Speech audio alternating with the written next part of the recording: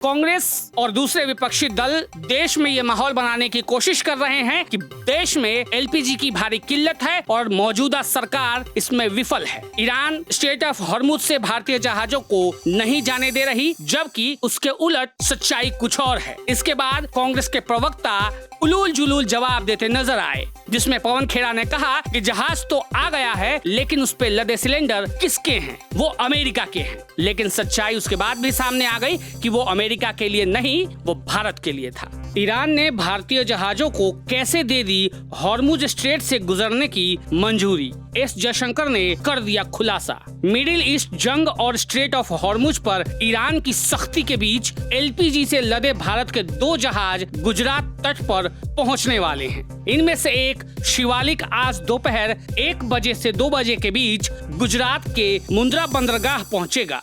वहीं नंदा देवी 17 मार्च को कांडल बंदरगाह पहुंचेगा।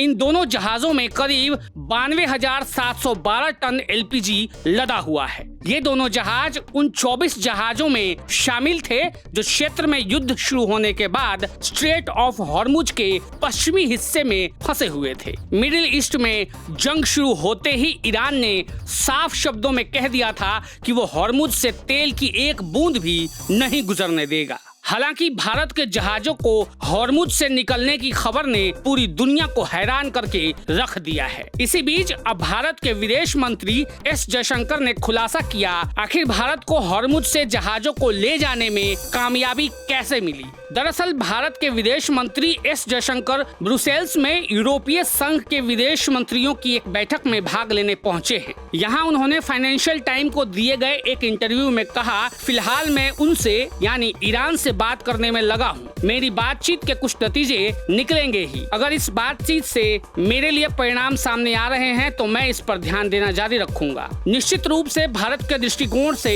ये बेहतर है कि हम तर्क करें और समन्वय करें और हमें समाधान मिल जाए। अगर इस तरह से अन्य लोगों को शामिल होने की अनुमति मिलती है तो मुझे लगता है कि दुनिया इसके लिए बेहतर है। बता दें कि हाल ही में ईरान के विदेश मंत्री अब्बास अरगची ने भी बयान दिया कि ईरान उन देशों से बातचीत के लिए तैयार है जो अपने जहाजों को सुरक्षित मार्ग पर ले जाने की चर्चा करना चाहते हैं। एस जयशंकर से पूछा गया कि क्या यूरोपीय देश भी भारत के इस कदम को फॉलो कर सकते हैं। इस पर उन्होंने कहा, बिल्कुल, हर रिश्ता अपनी खूबियों पर खड़ा होता है। मेरे लिए इसकी तुलना किसी अन्य रिश्ते से करना बहुत ही कठिन है, जिसमें ये भी हो सकते हैं और नहीं भी। हम जो कर रहे हैं उसे साझा करने में मुझे खुशी होगी। मैं जानता हूं कि कई लोगों ने तेहरान के साथ भी बातचीत की है। भारत के विदेश मंत्री एस जयशंकर ने कहा, भारतीय ध्वज वाले जहाजों के लिए ईरान के साथ कोई ब्लैंकेट अरेंजमेंट नहीं की गई है। हर जहाज की आवाज ही एक व्यक्तिगत घटना है। जयशंकर ने इस बात से भी इनकार किया